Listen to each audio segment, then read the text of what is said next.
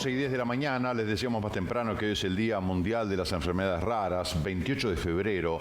Los años bisiestos es el 29 y se eligió esta fecha justamente por la particularidad que tiene el mes de febrero, que es distinto a los demás porque cada 4 años agrega un día. Por eso la celebración del Día Mundial de las Enfermedades Raras se fijó para el 28 de febrero. Esto empezó en el año 2008.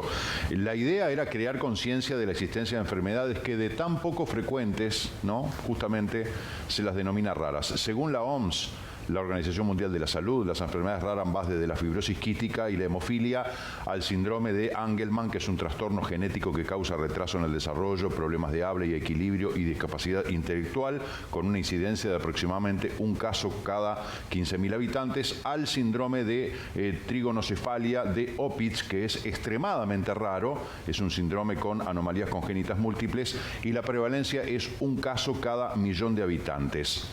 Las enfermedades raras, bueno, hay 300 millones de personas que viven con una enfermedad rara en el mundo y hay más de 6.000 enfermedades raras.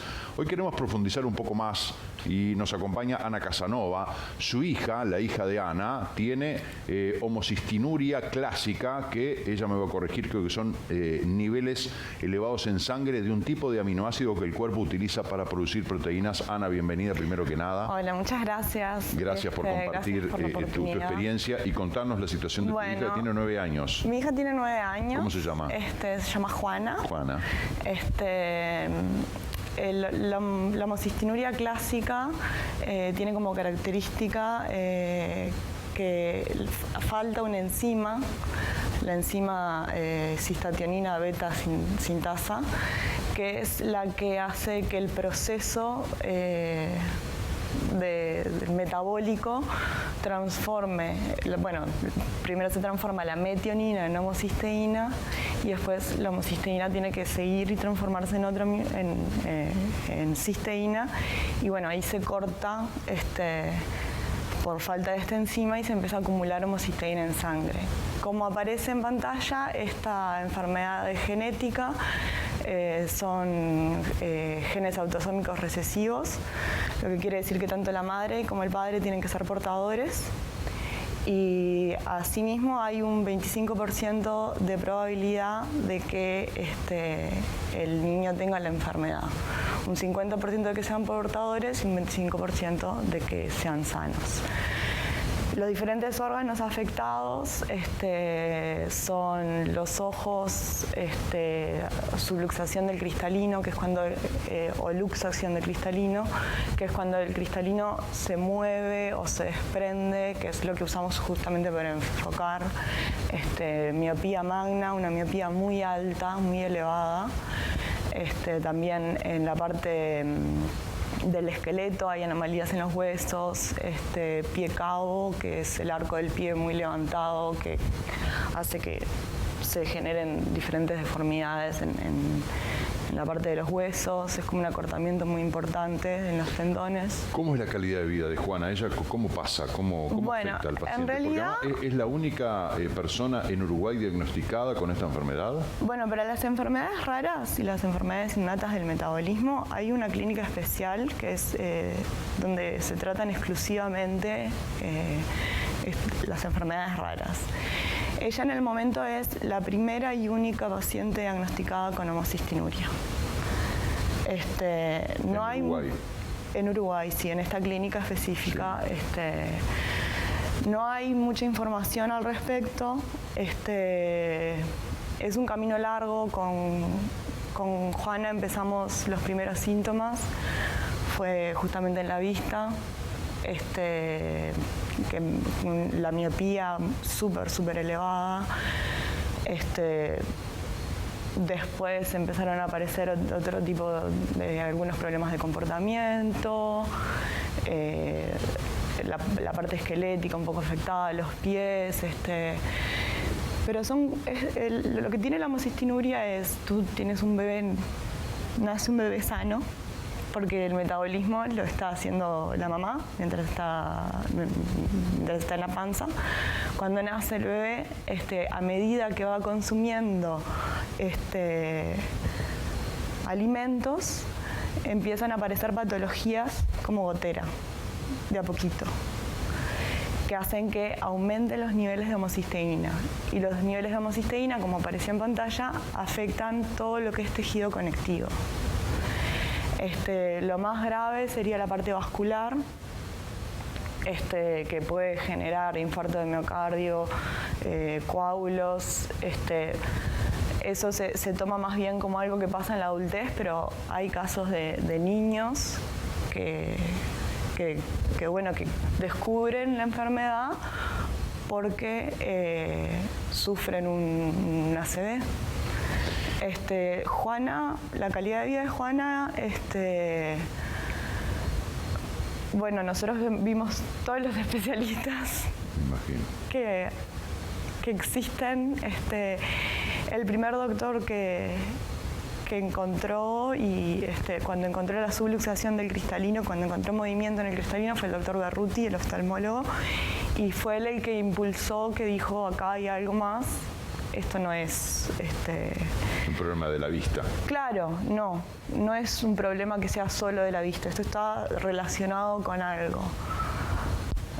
Llevamos el diagnóstico diferencial, o sea, parecido, síndrome de Marfan.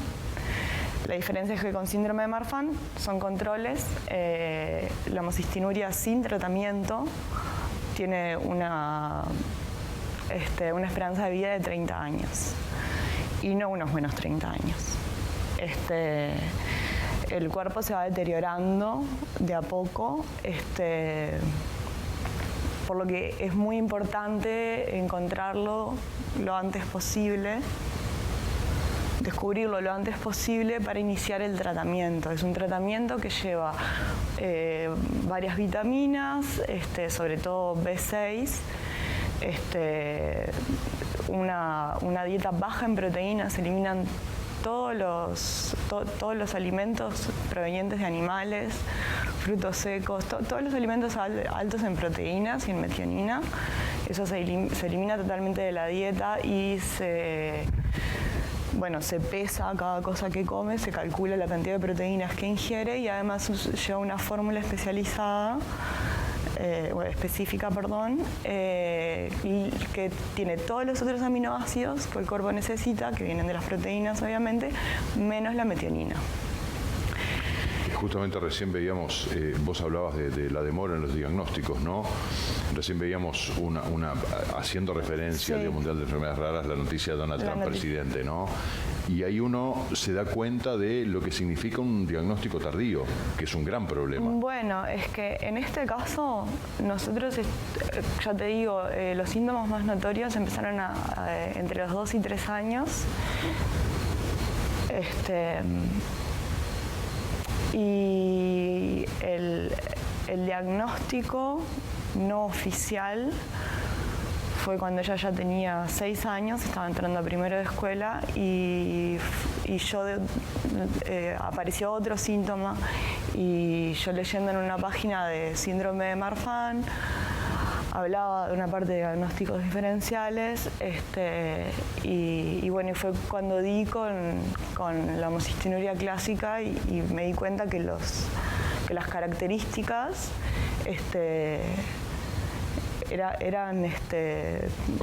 coincidían con lo que tenía Juana. O sea que el diagnóstico de alguna manera lo encontraste vos en internet. Sí, el diagnóstico lo encontré yo. Es muy difícil que te acepten un diagnóstico, sobre todo cuando no hay mucho conocimiento de la enfermedad. Para todos los que se sientan identificados con los síntomas, primero que nada, información que me llevó tiempo a mí saber. Hay un examen que se llama homocisteína en plasma, es homocisteína en sangre, se puede hacer, es de fácil acceso. De repente es un hematólogo el que tiene que indicarlo, pero se puede acceder a él, porque lo primero fue si existía el examen. Porque yo leía en páginas extranjeras. La mayoría de la información está en inglés. Yo soy profesora de inglés, no soy médico. Y una vez que logramos un poco por fuera una homocisteína en sangre, todo todo el tiempo y el desgaste emocional que conlleva de venir años viendo cómo aparecen cosas y bueno, y accedimos finalmente, le repitieron unos exámenes, yo pude ponerme en contacto con una genetista que trabaja en esta clínica y sí, cuando eventualmente le hicieron el examen genético, sí tenía homocistinuria clásica. Una vez que teníamos el diagnóstico, llevaron 2 años para llegar al tratamiento. Parecería que los tiempos son tan lentos, totalmente alejados de la necesidad del paciente, ¿no? Lo que pasa es que hay mucha falta de información. Por tratarse de enfermedades raras y de poca prevalencia. Porque se trata de poca prevalencia y porque también tiene que ver algo de la poca prevalencia. Esta enfermedad en particular, el 90% de los síntomas, o sea, el 90% de las patologías asociadas a la enfermedad son evitables manteniendo los niveles de homocisteína controlados. Esta enfermedad se puede detectar en el criado neonatal o en el pinchacito del talón, pero no está incluido en Uruguay. Entonces, la única forma de diagnosticar un niño con la homocistinuria en este momento es un niño que ya tiene síntomas. Los síntomas no son reversibles, son patologías que genera la enfermedad. O sea que allí habría para trabajar en incluir este estudio de repente, no sé si en niños perfilados con alguna posibilidad de tener esa patología o en general. En general uno nunca sabe, o sea, los portadores no tenemos síntomas. Claro, ese es otro gran problema, la asintomatología de algunas enfermedades raras. Claro, es que la mayoría de las enfermedades raras se da mucho también de los genes autosómicos recesivos. Uno no se hace un examen genético, o sea, no está al alcance. Además, los exámenes genéticos no son tipo de que te haces algo y te dice todo, o sea, son específicos. Incluirlo en la pesquisa neonatal cambiaría totalmente la realidad de los pacientes. Además que se encontrarían los pacientes. Y en medio de esa búsqueda, por momentos desesperanzadora, por momentos antipática, porque me parece que tampoco hay mucha empatía con acompañar a las familias que están atravesando por estas circunstancias, ¿no? Pero en definitiva, ¿qué es lo que sucede? O sea, porque no tenemos suficiente información y hay eso de decir, bueno, no se incluye o sí se incluye. O sea, ¿qué pudiste averiguar o qué pudiste lograr? Bueno, en realidad yo me puse en contacto con una organización que se llama HCU Network America. Es de ahí donde yo recibo la información, tenemos reuniones con los pacientes y ellos la información que me van dando es lo que me ayuda a pasar un poco con los médicos qué pasos a seguir para el tratamiento de Juana,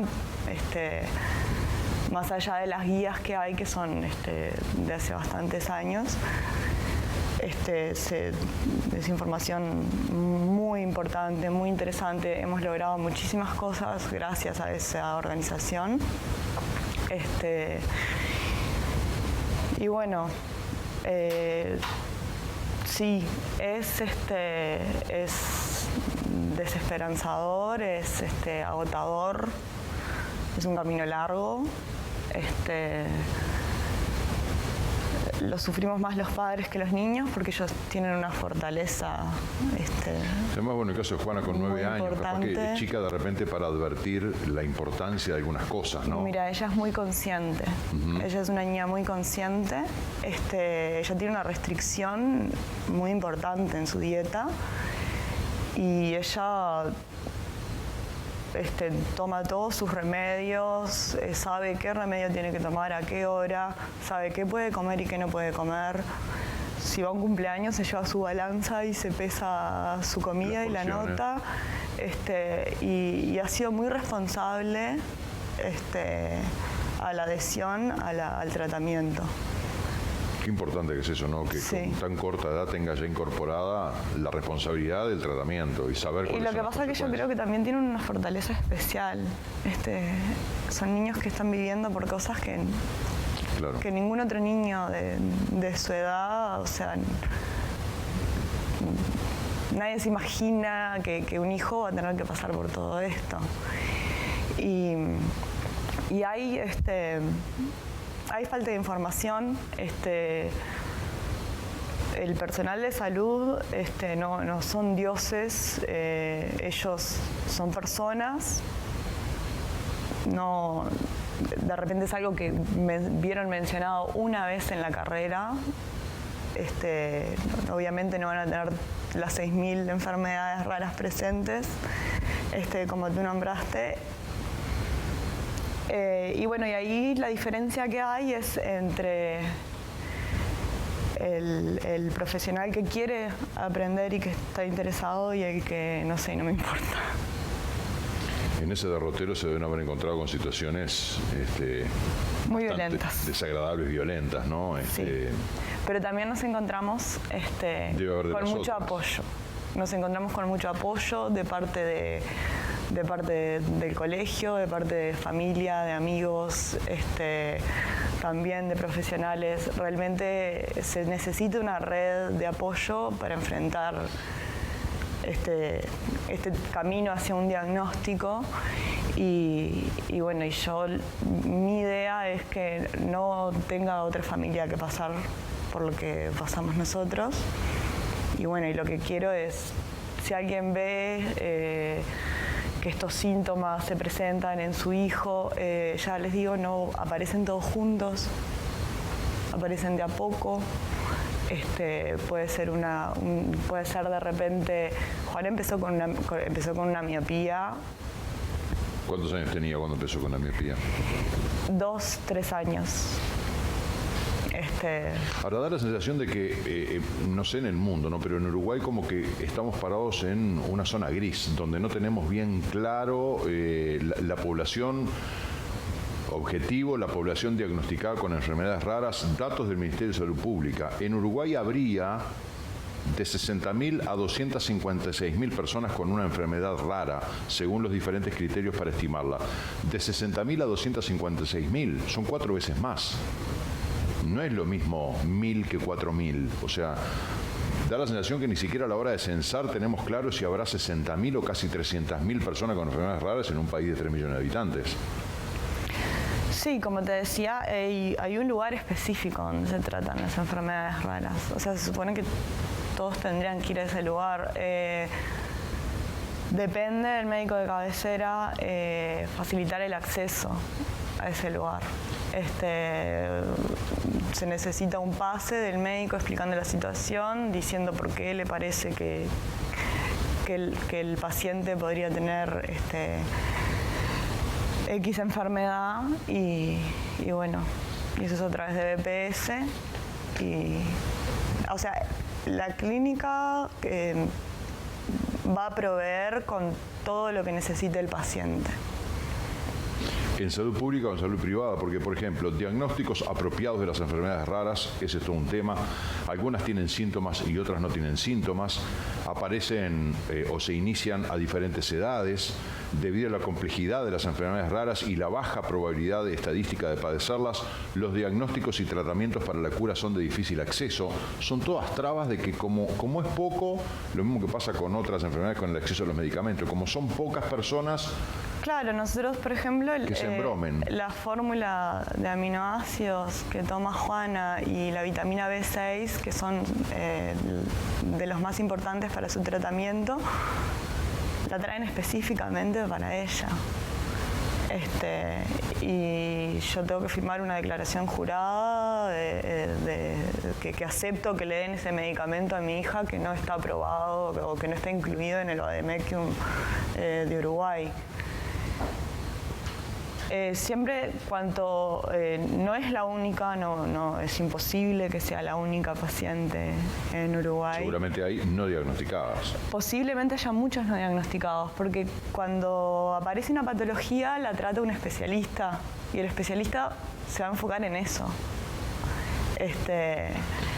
Si no relacionamos síntomas, es muy difícil y la solución máxima, obviamente, incluirlo en la pesquisa.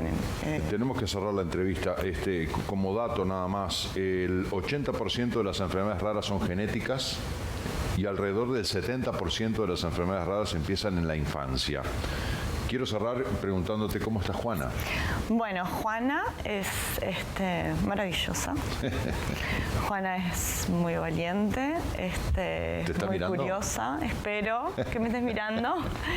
Ella está llena de amor, es súper artística, le encanta cantar, le gusta la música. Todo eso es energía positiva. Sí, ella es un solcito. Es fatal igual, ¿eh? Ah, bueno, sí, bueno. Típico. Y bueno, para último dato que quería comentarles, de la organización HCU Network America, y junto con uno de los laboratorios que está con un ensayo clínico para buscar una cura para la homocistinuria, nos invitaron al Congreso Bianual de Homocistinurias en Washington, D.C. ¿Cuándo es? Es en junio de este año. Qué bueno, me alegro, eso les va a servir, por algo los Y la idea es traer mucha información de allá, claro. y bueno, y estamos súper agradecidas por la oportunidad. Ni que hablar. Ana, los agradecidos somos nosotros en que hayas venido a nuestro living a contarnos de esta problemática, a colaborar en la generación de conciencia en este Día Mundial, que nos hayas contado la historia de Juanita.